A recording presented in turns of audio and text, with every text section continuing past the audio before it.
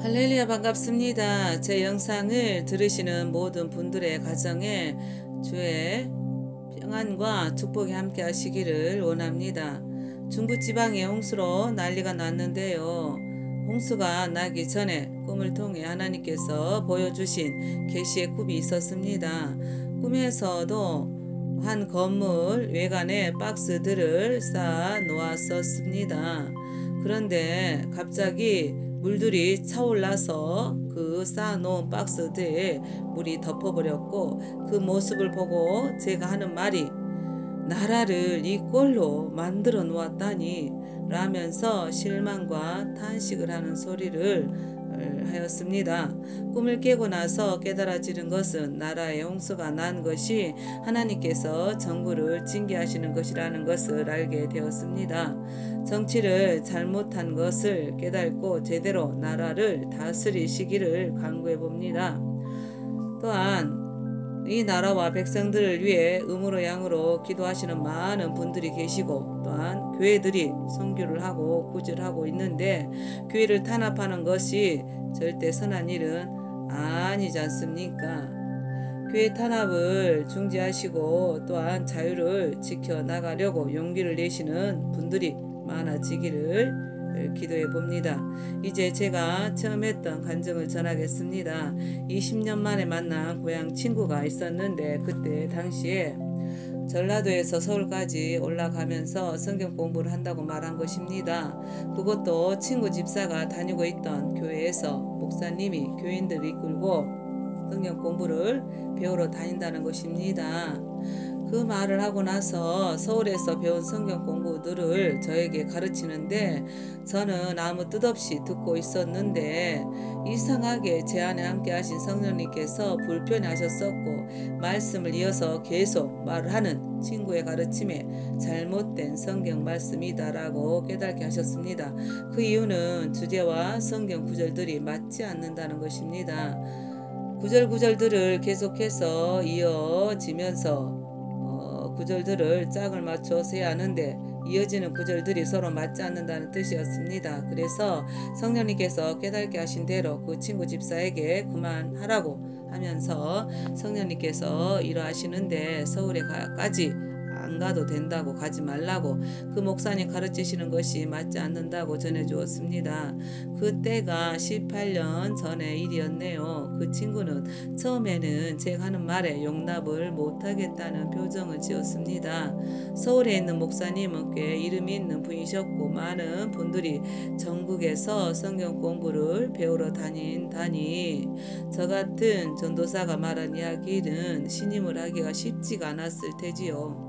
그런데 그 친구와 대화를 하고 있는데, 갑자기 친구가 자기가 방언을 받았는데 방언 기도 소리를 한번 들어보라고 하는 것입니다. 그래서 그 친구 방언 소리를 들었는데 이상하였고, 사람이 만든 방언이었는데 그 사이사이에 귀신이 틈을 타들어 왔습니다. 친구는 그것도 모르고서 성령의 방언 소리라고 생각하고 있었습니다. 방언을 영분별로 진단을 하고 난 후 친구에게 진단한 대로 그대로 전해주었더니, 이야기를 하기를 교회 집사 2명이 친구를 붙잡고 방언은 다 터지게 하겠다고 기도를 하였는데, 그러다가 랄랄랄로 방언하게 된 것이라고 하더군요. 그래서 친구에게 전해주었습니다. 회개를 제대로 한 다음 방언의 소리 은사를 사모하여 받은 것이라면 방언 소리에 귀신이 틈을 타지 않았을 텐데, 회개가 제대로 되지 않은 상태에서 인간적인 방법으로 만들어내는 방언의 소리라 온전한 성령의 역사하신 것이 아니라서 귀신이 틈을 타게 되었고, 그러므로 귀신 방언이니 그 방언을 버리고 새 방언을 받아야 한다고 전해주었습니다. 그리고 하나님께 친구를 위해 기도하였었고, 친구에게 방언의 은사를 주시라고 간구하였습니다. 그리고 곧바로 친구의 몸에 안수를 한 후 방언을 받기를 간구하였고, 간구한 후 곧 이어서 방언이 터졌고, 그것도 능력 방언이 터져 나왔습니다. 할렐루야. 친구도 방언 소리가 큰 것에 놀래서는 신기하더군요. 그날 하나님의 은혜가 임하셔서 친구가 체험을 한 후 자기 생각과 주장을 마음을 수그러뜨렸었고 서울 목사님에 대해서도 다시 생각하게 되었고 성경 공부도 그만둔다고 하였습니다. 그리고 친구 집에서 구역 예배를 드리는 것을 들었는데 친구 집사가 다른 집사에게 2년 전전 반말을 하는 것입니다. 저는 친구에게 그런 건 잘못됐으니 서로 존대하고 인격을 존중해야 한다고 전했습니다. 하나님께서 저와 친구 집사에게 서로 존대하고 존칭을 부르라고 하셨기에 우리는 그렇게 하고 있었기 때문이기도 하였고, 또한 성경 구절에서도 서로 높이며 서로 존중하라고 기록이 되어 있기 때문입니다. 그런데 그 교회는 다 그런 식으로 말을 한답니다. 서로 반말로 이야기를 하고 2년 전에 욕하는 것은 아주 자유스럽다고 하네요. 그러나 그런 언어는 잘못된 것이기 때문에 고쳐야 한다라고 전해주었습니다. 그런데 그 교회는 그런 말들조차도 잘못된 것인지도 모른다고 하더군요. 그리고 그때 출석하고 있던 교회에 대해서도 영적으로 진단하신 것들을 알게 하셨고, 저는 성령님께서 깨닫게 하신 것들을 그대로 전달해 주었습니다. 그 교회 담임 목사님을 영적으로 보여주신 모습이 머리를 빡빡 깎았고 중들이 입은 회색복 중복을 입은 모습으로 보여주었습니다. 하나님의 말씀을 전하고 가르치는 것이 아니라 불교 철학을 가르치는 땡중이라고 보여주셨던 것입니다. 친구는 그때만 해도 저에 대해 잘 모르고 있는 상태인지라 제가 전한 말들을 믿기가 힘이 들었을 것입니다.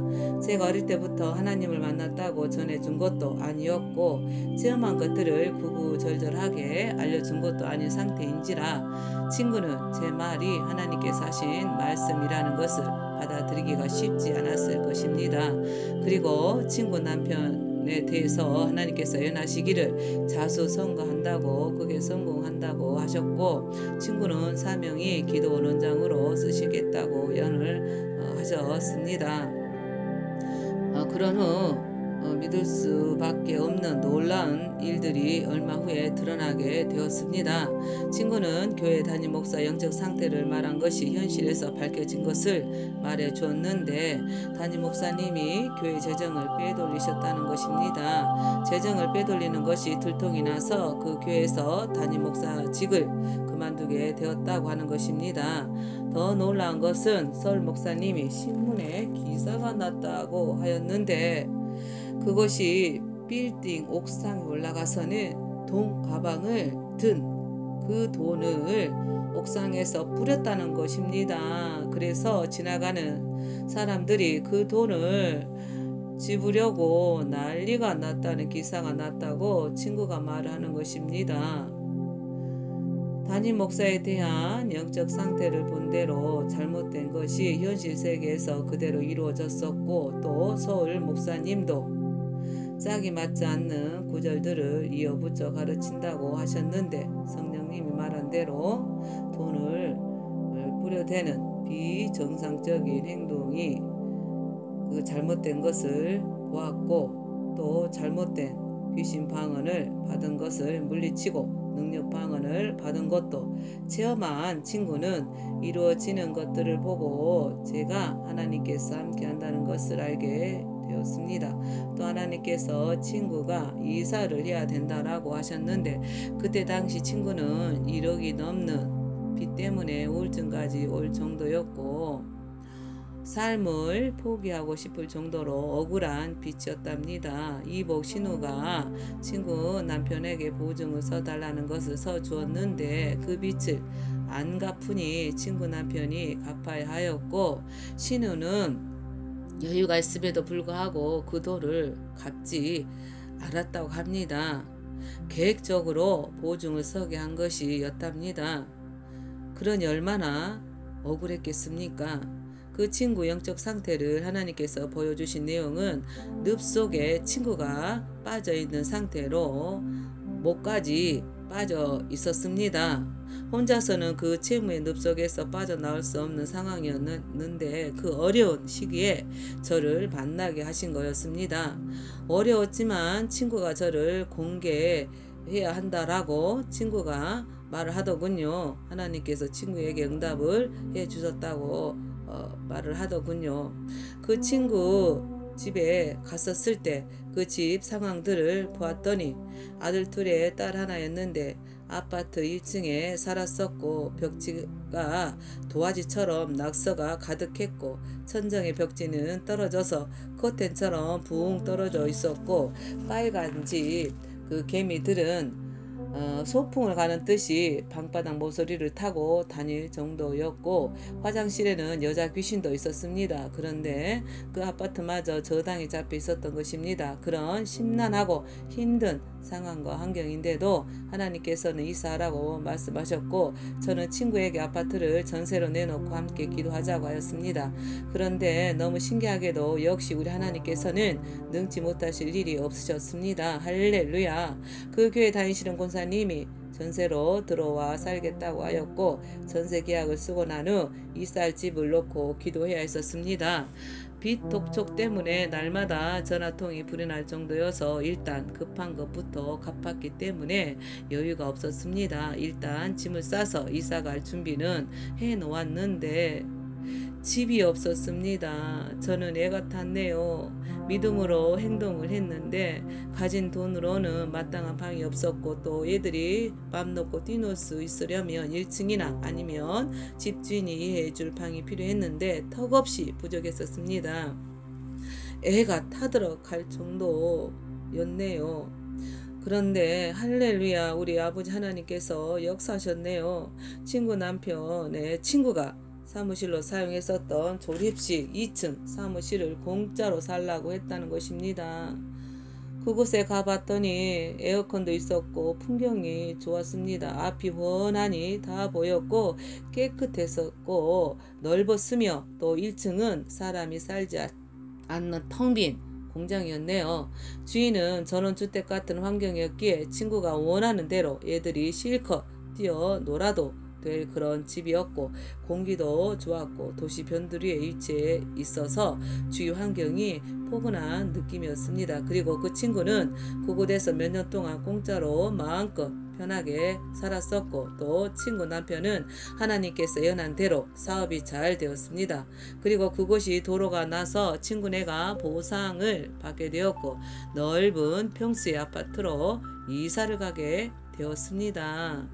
친구 남편 또한 자수성가할 사람이라고 예언하셨는데 그렇게 되었고 또한 장모님 집도 새로 지어줄 정도로 잘 하였습니다.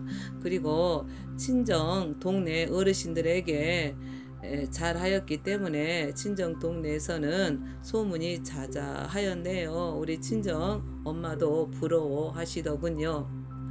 또한 환상으로 보여주신 것이 있었는데 큰 빌딩이 세워진 것을 보았었기 때문에 잘 될 것을 믿고 있었습니다. 그 후 그 친구 남편은 사업이 잘 되어 세 자녀들 모두 이름 있는 사립학교에 다니고 있었고 유럽 여행도 친구는 자녀들과 다녀왔다고 들었네요. 하나님을 신뢰하고 믿고 행동으로 옮길 때 기적이 일어났다는 것을 체험함으로 깨닫게 되었습니다.